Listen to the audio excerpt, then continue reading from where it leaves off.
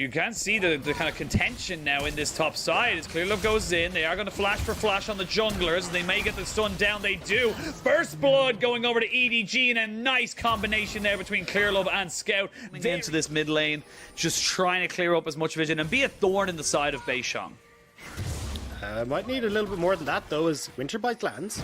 Winterbite does land. You may be a thorn on our side, but we are a pesticide trying to kill off all the plants. Clearlove just goes a little bit too far to the sun. That is his first death on his first game, and now you can see the re-engage coming in. EDG, though, we don't really have anywhere to go. They even have Breed TPing in to try and make this one work. They don't land the Winter's Bite. That means the Viper doesn't have to use any summoner spells, but the TP committed. They're just going to go straight onto the Dragon.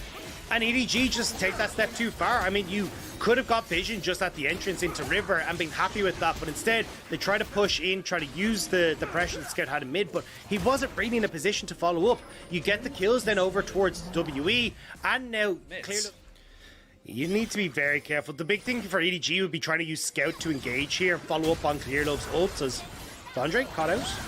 There is the Hallowed Mist to try and keep away some of this damage. They're going to be the Paranoia, but Gwen is dead. They trade the jungler for the top lane, and you're happy with that trade right now if you're on the side of EDG. But there's the enchanted Crystal Arrow. Goes straight down on top of Scout. Clearlove hasn't got the health bar to survive. They trade 4 for 2, and WE get all the advantages. And they're fighting away from where the members of EDG are. They're trying to chase down with a Braum Ashe is actually insane. You combo that with the Xin Zhao, then you just can't get away from people. You can even see it here. Glacial Fish are going to be used now onto Viper and Mako. They will get the lockdown here onto Mako, and just it's so easy. They just keep pushing him down. He's dead. The double solar flare just means nothing right now, and this is just WE just perfectly using their ultimates and just straight up power.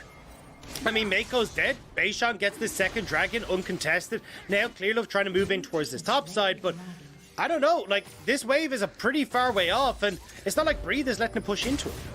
Exactly. Now Viper needs to back himself away. There's the Paranoia committed to the top side. They're going to try and force this one out. There is still no top wave, but they do not need it. Enough of a lockdown and enough damage with the Nocturne Sejuani combination means they do pick up the kill.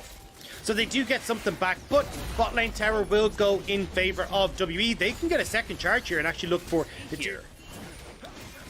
Yeah, you can see even Mako just, as you said, walking around the side, not able to do anything. And now another tower goes the way of WE. You're in no man's land right now. He's just going to have to try and run away, and this fight could be done before it even starts. Mako does land the solar flare, but the Everfrost means that you are going nowhere. Leona is a tanky person, but only so tanky when 4 members are bearing down on you, and you have no engage now. You have no real tank to go in on top of this. You have to give this one up. This is sole point for WE. They will trade Rift Herald, but definitely not worth it, especially for the Infernal Soul as well. Now, WE just running amok in this game. Nearly a 4,000 gold lead. They've gotten that both sideline turrets down. It's only a matter of time until they get this mid one. Maybe try and contest EDG, it looks like, on this. They're going to go for it. They're going to try and jump in. The smite is good, but Clearlove, will he have sacrificed his life for the good of the Rift Herald? It looks like he will. The enchanted Crystal Arrow goes right between the posts and doesn't land anybody else, but I feel so wrong. Mako, he has to flash. This is disastrous from EDG. It's not even just one person. I can't even just put this all onto Clearlove. Everyone's just misstepping. This is FDG right now. I don't want the E anymore. Like, this is a fail all around. I mean, now mid lane turret's got to go down. They have to push this in, but I don't know what's going. Like, this is not the EDG, if you will, and it's just, I don't know. It's just such a strange situation. And now Missing finds Mako. Mako, no flashes. He burnt it last time. There is the enchanted Crystal Arrow. Goes between the posts. They find themselves as a port. They're going to force the Arctic Assault out of the Sejuani, so she has to back on us as the rest of WE were around. And they have the Rift Herald here for EDG, so they will be able to drop that one into the mid lane, possibly pick up this tier 1. You can see already L try to put down the damage, and oh no. Oh no, are they going to be able to stop it? No, they will not. They did not hit the eye. Thank God Clearlove was able to get that one. Maybe the solo laners can look to carry this. I mean, maybe, but this objective is going down so quickly. There's the Paranoia. They're trying to jump down onto the backside of this one. The Jace is being the target, but I don't know if that's going to be the Dragon fight. It's a fight on 2 fronts, but you can see the damage from the Shanks. You get 1, but you lose 2. And with this Braum, Ashe, Shanks combination, it's just so much CC, and now you've given up Infernal Soul to WE. And the EDG experiment not quite working out the way that they planned. Oh, Viper just got spotted. Oh, Shanks didn't quite see him. I think he did, yeah. Should No, be he able to did. stop him. He's just trying to give him a false sense of security. Should be able to stop him. There's the flash. Will it be enough to get him out? It will not. The Everfrost is there. Scout does get the Paranoid Nightmare down to get the fear off, but he's in a lot of hurt. They're actually waiting for a couple of seconds. I think they're TPing. They're going to TP in. They're going to TP in straight away and try and kill off the Nocturne. But they know they can't. They don't need to. So, like, all right, cool. Like, he escaped. Great. I mean, you're just off the Baron anyway. So, yeah. Overall, WE, like, what? They just run away with this game. It's been absolutely WE control from start to finish. Feichang has got this early lead in the jungle. And unless they can find a miracle fight, I honestly think they lose off of this Baron push. I don't think they can defend against this. They're just too far behind. Yeah, there's nothing that they can do. You can even see you're being threatened on that bottom side with Shanks as well. Scout has gone into the back line to try and make a play.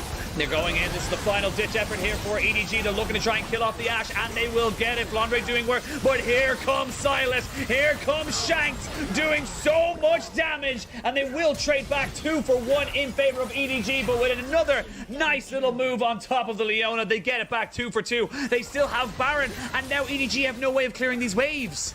And EDG just lined up so perfectly in that fight. Shanks comes in, steals away the Gwen ult, and between the chain lashes and that Gwen ult, he's tearing EDG apart. There was nowhere for them to hide, and I wasn't sure if we'd see WE try and commit for the end, but it looks like they're going to be happy with that mid inhib and more. And more indeed. They're going to look to try and take the kill that they just got off of Scout. Now move on to the tier 2 on that bot side, so more and more gold. Whatever they want to do, and yes, well done, Viper. You'll get this turret, but you're going to lose your base. I mean, they're just desperate to get any sort of standing gold to help them out. You can see, look, only just now completed that second item for Viper. Still sitting on that serrated Dirk, so he's a ways off. There's no one here on WE, or on EDG that can actually test Scout. Just trying to shove out that mid lane so they can't try and fully commit towards this tower. But WE might try and go for it regardless, especially if they can pick off Scout. See what they want to go for, and Viper just taking so much poke. Scout looking for an avenue back into this. 2 inhibitors have fallen, and you can see Superman is now in this mid lane, barreling up, and WE just taking their time with it. They don't need to overforce anything right now. They have all the advantages in the world. And they have all the range. Like, they're just so good at poking here with the Ashe, with this Jace as well, and that's Terra slipping away from EDG.